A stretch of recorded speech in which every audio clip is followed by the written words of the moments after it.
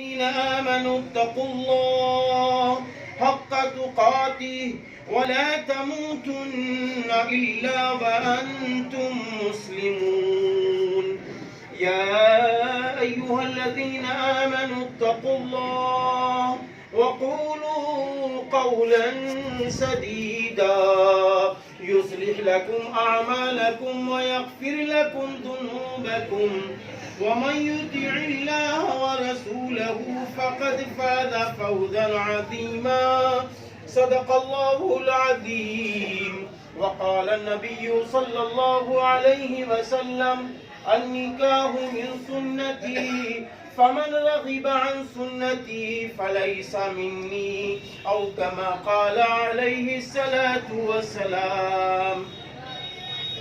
اللہ کے محبوب بندوں، سرور کائنات فخر دو عالم حضرت محمد عربی صلی اللہ علیہ وسلم نے نکاح کے موقع پر خطبہ پڑھا، پھر اس کے بعد کلام اللہ کی 3 آیتیں پڑھی، پھر اس کے بعد چند ارشاد نبی صلی اللہ علیہ وسلم کو صحابہ کے سامنے پیش کیا.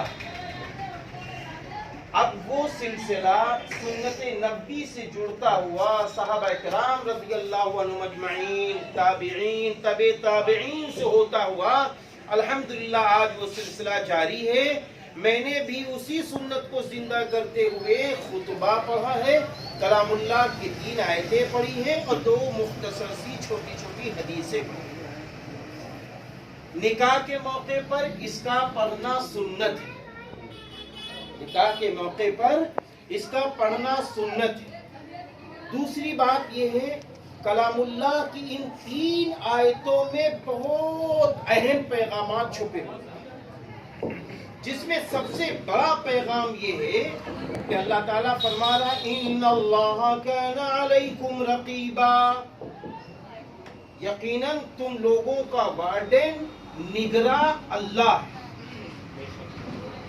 یہاں پر اللہ تعالیٰ جب نکاح کے موقع پر میرے محبوب نبی نے ان آیتوں کا انتخاب فرمایا تو سب سے پہلے مخاطب دولہا صاحب ہیں اور پھر اس کے بعد دلہن صاحب، کہ دیکھو اللہ نے تم لوگوں کو فٹ کیا ہے.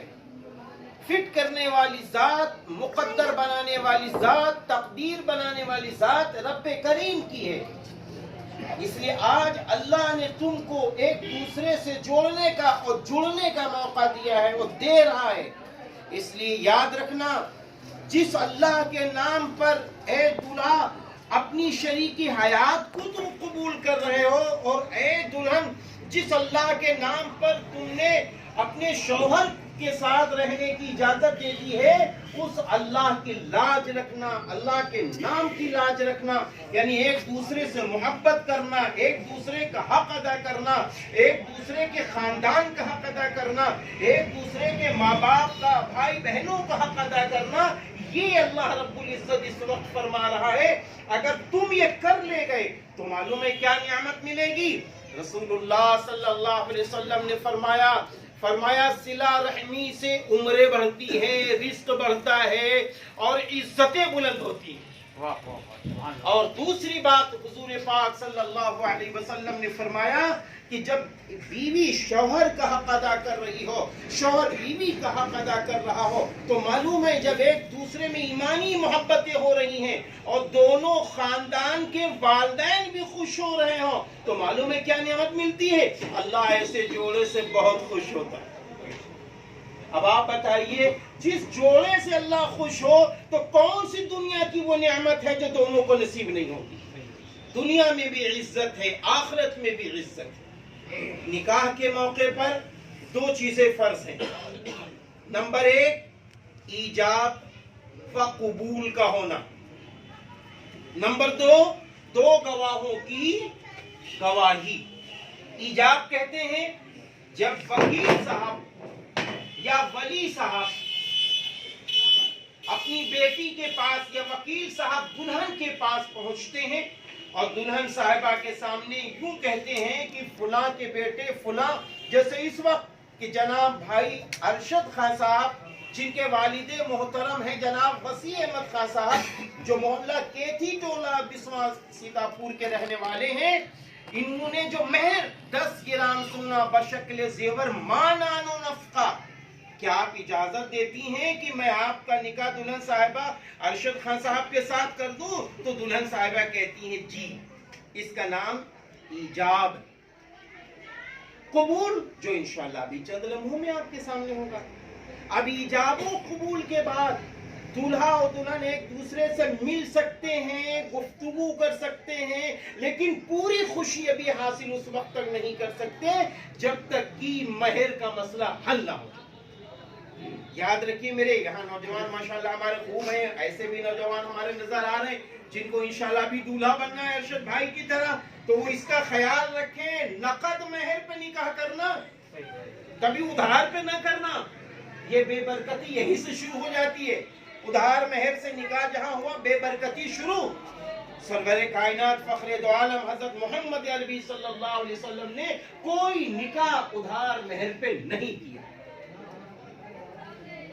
ادھار مہر نہیں رہنا چاہیے، ہاں مجبوری وہ عذر ہے، نہیں ہے اتنی رقم بھی نہیں ہے کہ ہم مہر ادا کر سکیں، وہ ایک عذر ہے، لیکن شوقیہ مہر ادھار رکھنا یہ سراسر غلط ہے میرے بھائیوں۔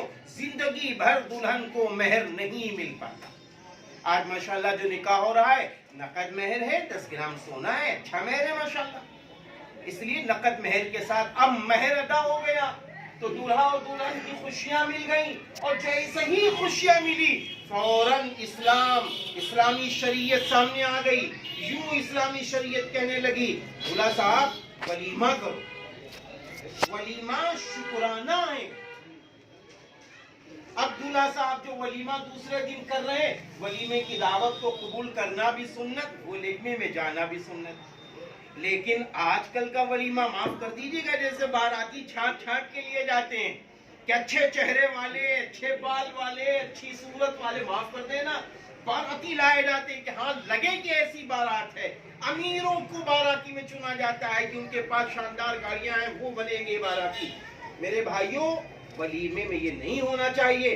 رسول اللہ صلی اللہ علیہ وسلم نے فرمایا اگر خالی ولیمہ ایسا ہو جس میں امیر چن چن کر بلائے جائیں اور غریبوں کو نہ بلائے جائیں تو اے صحابہ ایسے ولیمے میں نہ جائیں، اس لیے ولیمے میں غربا کو ضرور بلائیں۔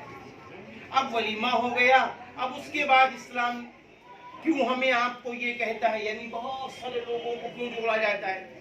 ہمیں آپ کو اس لیے جوڑا جاتا ہے کہ دیکھو بھائی فلاں صاحب کی بیٹی فلاں صاحب سے منسوب ہو چکی ہے، اب آزادی کے ساتھ یہ ایک دوسرے سے مل سکتے ہیں، ایک دوسرے کے ساتھ جا سکتے ہیں۔ اس آزادی کو پانے کے لیے، تشہیر کے لیے ہمیں آپ کو جوڑا جاتا ہے۔ دوسرے ہمیں آپ کو اس لیے بھی جوڑا جاتا ہے کہ اے لوگو آج دلہن کے مقدر میں کیا ہے دولہا کو نہیں معلوم، دولہا کے مقدر میں کیا ہے دلہن کو نہیں معلوم، اس لیے دونوں نے اللہ کے نام پر خوشی خوشی ایجاب و قبول کیا ہے اور خوشی خوشی مہر ادا کیا ہے۔ اس لیے آئیے ہم سب اللہ کی بارگاہ میں دعا کریں، اے بار الہ یہ جو نکاح ہوا ہے اسے قبول کر لیجئے، جو ایجاب و قبول ہوا اسے قبول فرما لیجئے، گواہوں کی گواہی کو قبول کر لیجئے، وکیل صاحب کی وکالت کو قبول فرما لیجئے، اور اے اللہ ان دونوں کے بیچ میں سچی پکی محبت ایمانی ڈال دیجئے، اور اے اللہ ان دونوں کو ایسی خوشیاں دے دیجئے جس سے ان کی دنیا بھی اچھی بنے اور آخرت بھی اچھی بنے، اور اللہ ایسی نسلوں کا سلسلہ جاری فرما دے جس سے اللہ ان نسلوں سے خوش ہوتا ہے۔ یہ دعاؤں کا حق ہے اور جوڑ کے بعد دعائیں قبول ہوتی ہیں، اسی لیے ہمیں آپ کو جوڑا جاتا ہے۔ اللہ تعالیٰ آج کی اس نکاح کی تقریب کو قبول فرمائے، ہم سب کی حاضری کو قبول فرمائے اور نکاح میں برکت داخل فرمائے۔ وما علینا الا البلاغ۔